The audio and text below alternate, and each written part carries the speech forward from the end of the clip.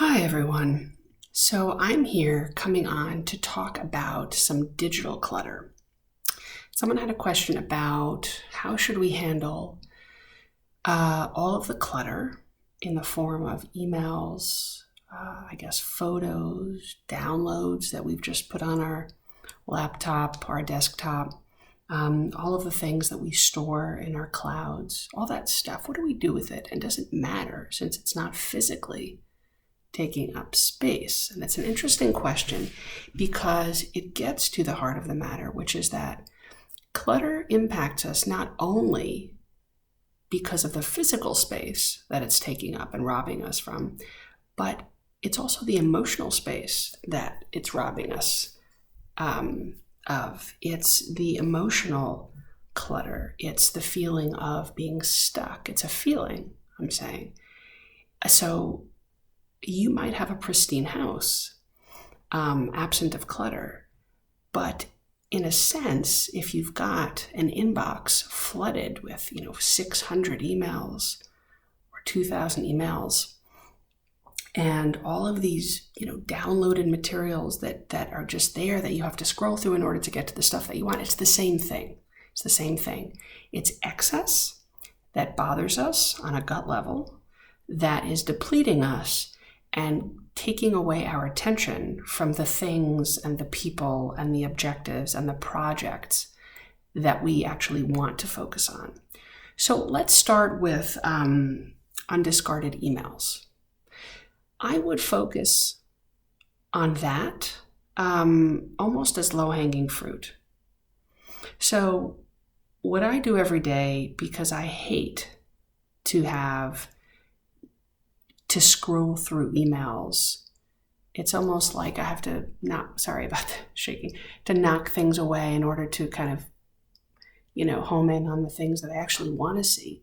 I don't like doing that. I like to be able to have in front of me what is essential and what I need to see, what I need to interact with and work on. So the first thing I do when I get on my computer, whenever that may be in the day, is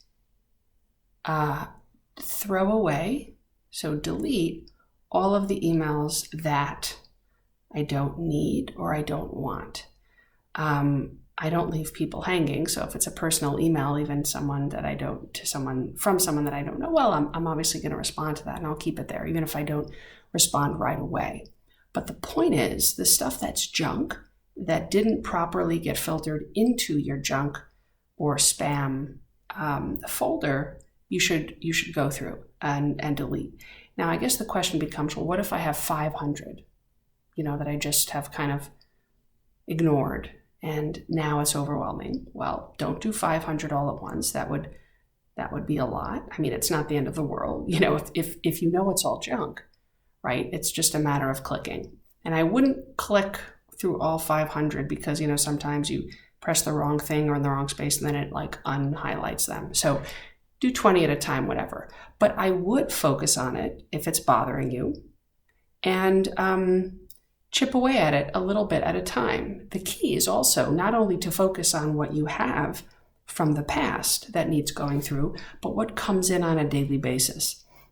So even if you're going through past emails that are junk that you need to delete, also go through whatever comes in today, right? So you're staying on top of what comes in today. So I just think, in a general sense, it matters. Now, if it doesn't bother you, I always say, who am I to tell you to do anything with it? Keep it there. But if it does bother you, if you'd really like to have a minimalist inbox, you can. You can. It's just the same principles, What is essential? What do you need? And the beautiful thing about digital is obviously that it's not paper that you have to throw away. You click something and it's gone. Then you can go to the delete folder and, click on delete and actually let all of it go. Some people might find it helpful if they have a very busy inbox to use the categorize feature. And so all things related to your child's school, put in red. All things related to, a work project or whatever it is, put in orange.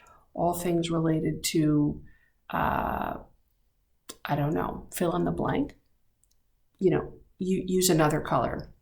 And there are obviously various ways to sort things if that appeals to your brain, if that helps your brain kind of simplify what is in front of you, okay?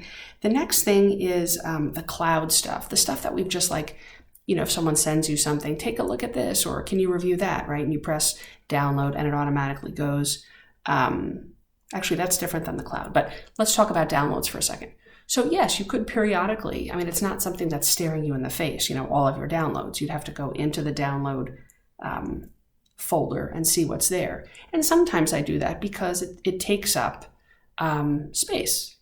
Cumulatively, all stuff put together takes up space. And so if you no longer need it, right, if it's a picture, some random picture from a cousin, and you can let it go. Or if it's 3 versions ago of a manuscript that you don't need to hold on to, you might, but if you don't, so go through that and let all that stuff go.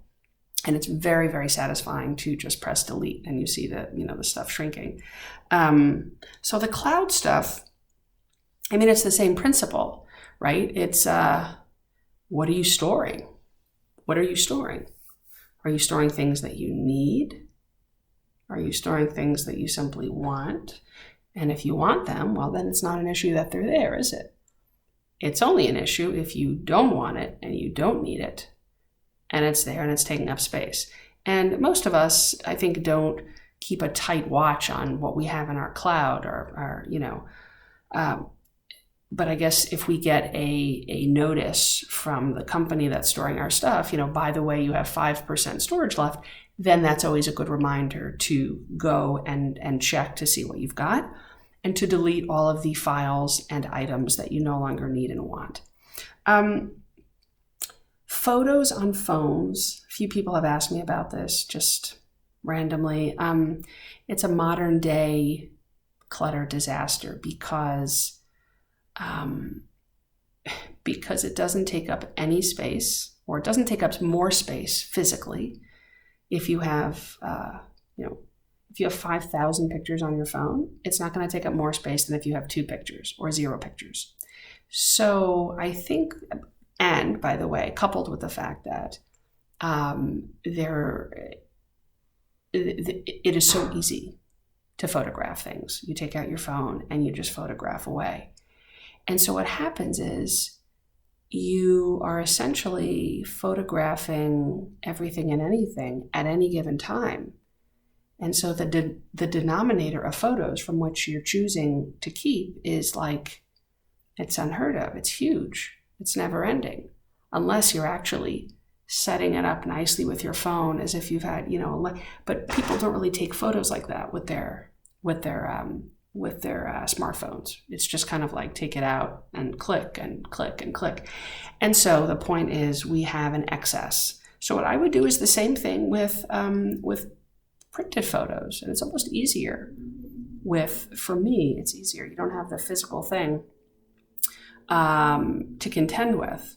Just ask yourself, what is this doing here? If it doesn't bother me, fine. But if I want a library of photos that speak to me, that really are like the top, that do something to me, that elicit something in me, right? It's it's not everything. It can't be everything. That would be an impossibility. So I don't want to say do the work because it makes it sound very weighty, but put in some time. Put in some time. I think when we recall what having a simpler life feels like, we go right into the heart of the beast because it feels so much better than having a complex, scattered existence. It feels so much better. I don't think anyone would disagree with that. I suppose the definition of simple differs from person to person, and the definition of scattered and overwhelming differs from person to person.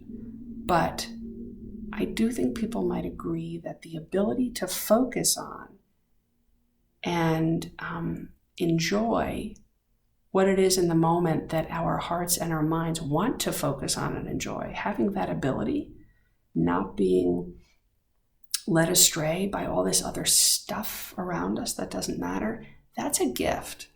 That really is a gift, because time is the ultimate commodity and the ultimate gift. And we most effectively, I think, are in our time and space when we can be in the moment, when we can focus. And we can be in the moment and focus when we are not distracted by everything else that doesn't really matter. So I hope that helps. I hope it's a simple, basic approach. And as always, ask me questions, communicate. I'm here. Let's do this together.